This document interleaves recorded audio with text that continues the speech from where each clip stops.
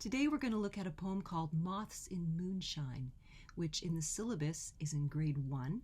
Grade 1 is for kids around age 7, but I find a lot depends on the student, where they're at in their language development, or if English is their second language, how is their English proficiency. Now in grade 1 you'll find a lot of poems that play with sound, with rhythm and repetition, and you'll find a lot of that in this poem, which is on page 73 of the 20th Century Children's Poetry Treasury. In lesson 1, I'm going to read or preferably recite the poem to them. A young student's first encounter with a poem should always be through sound. I might ask the child to close their eyes while I read it and imagine a scene, then ask questions. What time of day is it? What do they see? And then I'd get my whiteboard and I'd make a list of all the things that they see. Then we're going to focus on just stanza 1, and I'd read it to them, emphasizing the M sound. And then I'll give them a hard copy with lots of white space, again with just that first stanza on it. Then I'll get the student to circle all the M's and to say all the M words, overemphasizing the M's. Moths, moonshine. And I'd give them a mirror and let them watch their mouth while they make the M sound. What is their mouth doing? Moth. Their lips are coming together and then they pop open. Moonshine. Have some fun with it. Say a bunch of M words. And that's a good time to introduce them to the term alliteration. Some of them will know what it means already. They may have done it in school. And then I'd get them to write alliteration in the white space on their page. I suggested to them that alliteration makes the words sound connected. They hang together nicely. Alliteration is almost like glue. Word glue. They'll likely also notice the hyphens in the stanza. Why are the hyphens there? One reason might be it's a way to connect the words together. The second way is, and the more interesting way, is that it indicates a short pause, and something happens in that short pause. What might happen? The hyphenated words themselves are a clue. Think of magic. Maybe the reciter has a wand and the magic wand touches something. Second one is madness, which I would define for them. It's a state of frenzied or chaotic activity. Think of moths buzzing around a lantern, bumping into things. And the third one, mystery, I define for them as something impossible to explain, something magic happening. The space is just empty space where something happens. Now it's time for the second stanza. First read it for them, and then provide them with a hard copy of it with lots of white space, and ask them what jumps out for them. They're very likely to notice the rhymes of wild and child. Can they find the alliteration? And have them say the W words, overemphasizing the W. And give them a mirror, let them say the words witches, wild. Don't get too technical with it, just have fun. See if they can make up their own alliterated sentence with W's. Wicked Wanda won a wonderful prize. I'd also do some movement games with them. Can they move like a witch dancing weird and wild? And I'd also give them the denotative meaning of the word weird, which in this context, of course, means uncanny, supernatural, mysterious. In the third lesson, I'd start with a review. Can they say stanza 1 and stanza 2 from memory? Prompt them if necessary. See how far they get.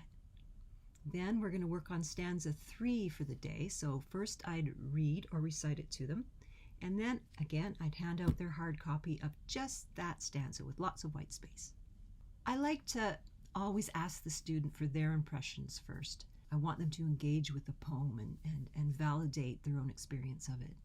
Now, they may not say anything. You might ask them and they'll go, I don't know. In which case, that's all right. After all, it's their experience. They're pretty sure to pick up on the end rhymes here. The meaning of woodland shades and moonlit glades might not be clear to them.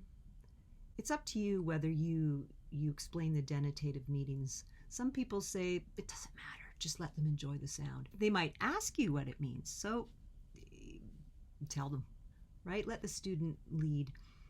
A glade, of course, is an open space in a meadow, and a shade is the exact opposite. right underneath the tree deep in the forest. Then I'd get them to circle the verbs. It's very likely that they'll know what a verb is, but if not, or if they forget, remind them. Then say the word screech as if it is a screech. Screech!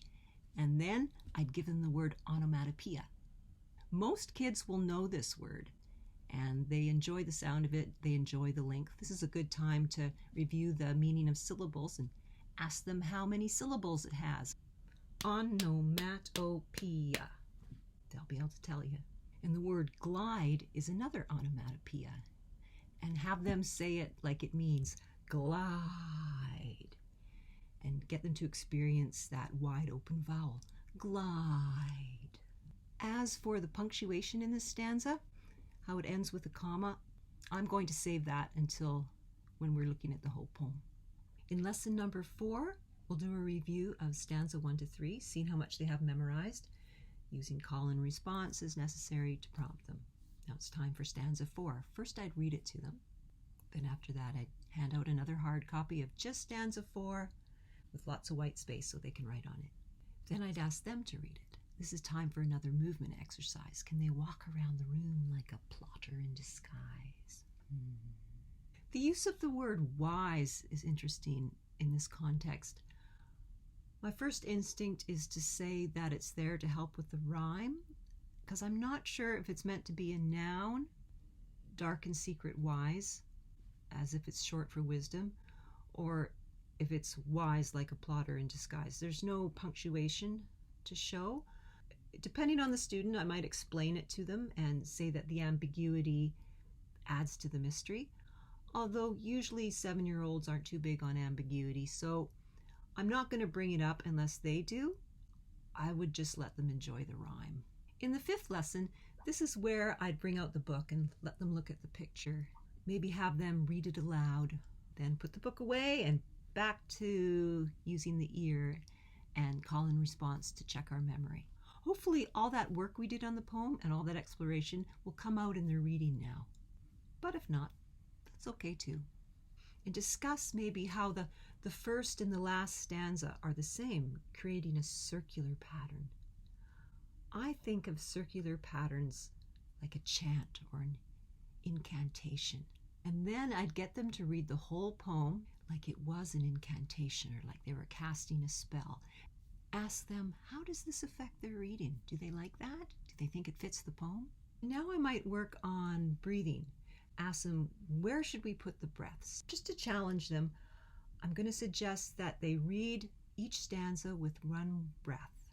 Now, we have been working on controlled exhalation in our warm-up exercises, so hopefully all the work we've done in our warm-ups will now be put to good use and they'll understand what you're asking. Make sure that you tell them you want them to do it all in one breath comfortably and naturally. After that, now would be a good time to bring up the business about the comma at the end of the 3rd stanza. Have them read stanzas 3 and 4 together as if they're connected. Ask them how they think that changes the reading. I would suggest to them that they do take a breath after stanza 3, but still read the 2 stanzas together as if it's all one thought. In lesson 6, this is where we'd start working on memorization and performance skills. Now, we have been working on memorization since we've started learning it, but this is where we'd really dig in. I have lots of tricks for memorization, so I'm going to make a separate video about that, and you can watch that and use whatever tricks you like and that work for your student. In my experience for this poem, it helps if the student takes on an attitude of mystery and wonder. The idea of doing it as if it's a spell really works. And it also encourages vocal variety. Speaking of vocal variety, it's very tempting to give the student line readings and ask them to copy you or encourage them to copy you. I've been guilty of this myself, but it's best to avoid that if you can. If you have a student who really struggles with vocal variety, there are a few tricks that are useful. One of them is to do a game called Extreme Performance, where you'd get the student to read the poem first as fast as they can, and then second time as slow as they can. And then the third time, get them to say it naturally. Sometimes that can jog the vocal variety. And line readings might have a place if that doesn't work. But the best way to approach, maybe if you insist on giving a line reading, is give the student two different line readings that would both work, and then ask them to choose which one they like best. So they're still making decisions, and they're still listening for those differences of dynamics and rhythm. So that's all I have to say about teaching this little poem. I hope you found it useful, and as always, thank you for listening.